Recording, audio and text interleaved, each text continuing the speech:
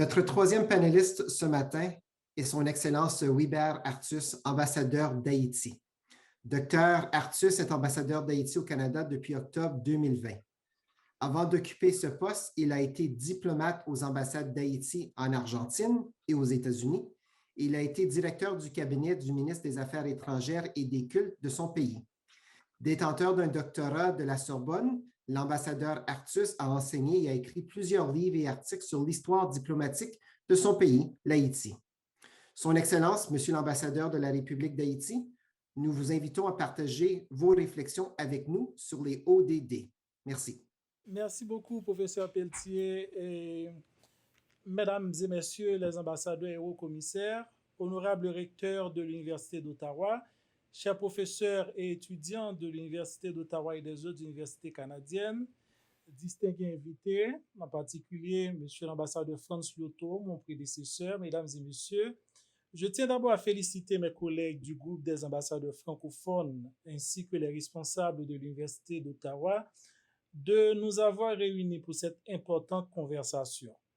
Je vais vous entretenir des réalisations, des défis et des perspectives d'Haïti dans la réalisation des ODD dans le contexte de la pandémie.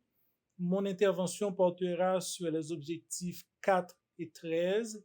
Je ferai de temps en temps quelques comparaisons avec le reste de la région de l'Amérique latine et de la Caraïbe pour nous permettre un peu de voir d'avoir une idée de l'ensemble de la région. Dans le rapport présenté en juillet 2019 par le Forum politique de haut niveau pour le développement durable, on a constaté que des progrès, il y en avait dans la région, mais ces progrès étaient mitigés. Certains pays avançaient très bien, d'autres pas vraiment. D'ailleurs, le président de l'Université des Andes, le professeur Alejandro Gaviria, il avait alors conclu qu'à ce rythme, il serait difficile que l'ensemble des pays de la région d'abord réduisent le fossé entre eux, mais aussi à réaliser tous les objectifs. On était à 7-8 mois de la pandémie. Alors, avant la pandémie, Haïti avait pris des mesures importantes en rapport à l'ODD 4 portant sur l'éducation et l'ODD 13 portant sur les changements climatiques. Parmi les mesures, le programme de scolarisation universelle gratuite et obligatoire financé par un fonds spécial, le Fonds national d'éducation. En fait, ce fonds est constitué d'un impôt, une sorte d'impôt d'1,50 $ retenu des transferts de la diaspora haïtienne vers Haïti. Alors, on parle grosso modo de 2 millions haïtiens qui vivent à l'étranger. Ensuite, l'État n'étant pas en mesure de construire des écoles tout de suite, donc ce fonds finançait la scolarisation d'élèves dans des écoles privées, parallèlement à la réparation des écoles publiques détruites par le tremblement de terre de 2010, puis la construction de nouvelles écoles. Quant à la qualité de l'éducation, 13 mesures étaient mises en place pour renforcer le statut des professeurs, rendre obligatoire le permis d'enseigner, assurer la formation continue des professeurs et directeurs d'école, leur donner des assurances et les mieux payer, etc. S'agissant de l'ODD 13, à la suite de sa participation à la conférence de Paris en 2019, le gouvernement d'Haïti a mis en place une politique nationale de lutte contre le changement climatique.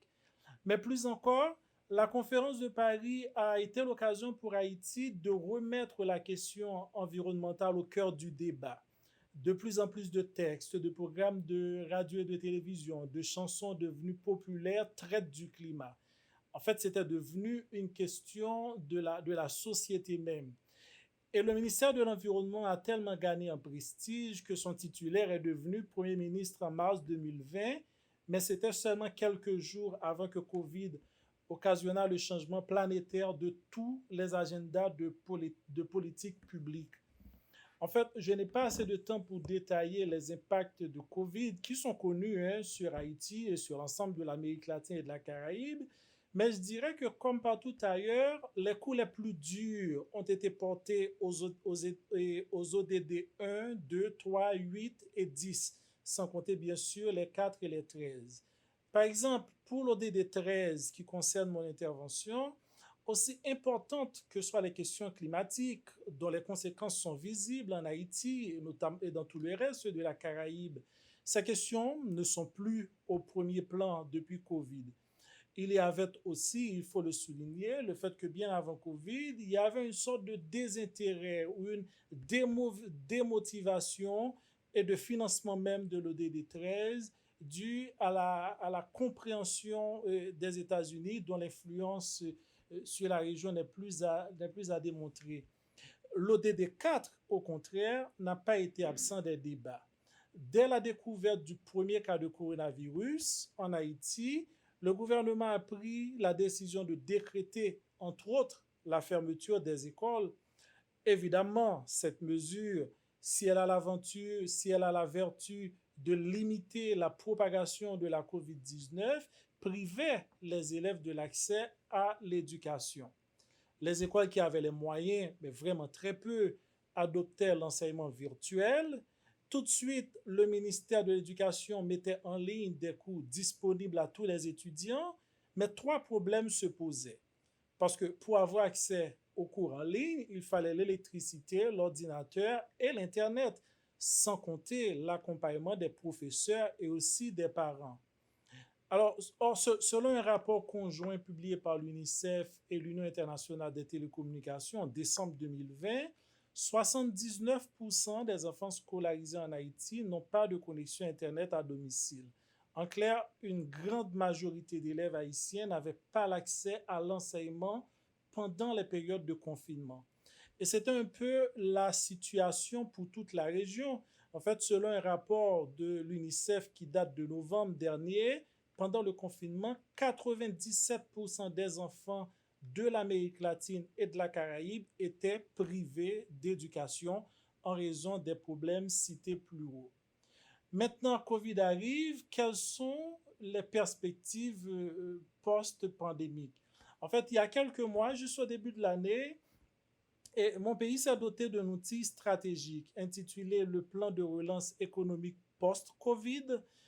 C'est un outil qui regroupe un ensemble de mesures pour redresser durablement l'économie haïtienne. En fait, de toute façon, l'économie constitue la priorité des mesures post-Covid.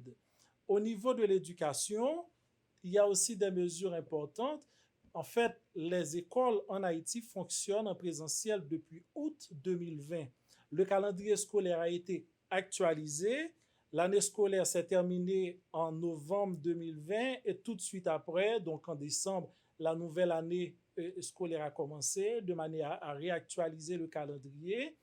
Par ailleurs, depuis mai 2020, le ministère de l'Éducation nationale multiplie les initiatives de préparation de l'enseignement à distance dans la perspective d'éventuels confinements.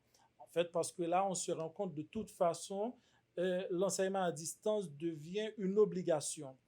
Et des mesures donc sont prises pour acquérir de plus en plus de matériel informatique pour les écoles publiques.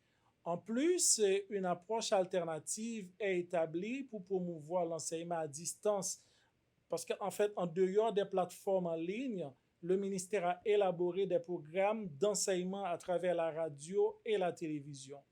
Maintenant, pour l'ODD 13, il va sans dire que ce n'est pas pour le moment la priorité des priorités. De toute façon, il sera difficile d'investir dans les programmes de changement climatique si l'économie haïtienne en soi n'est pas relevée.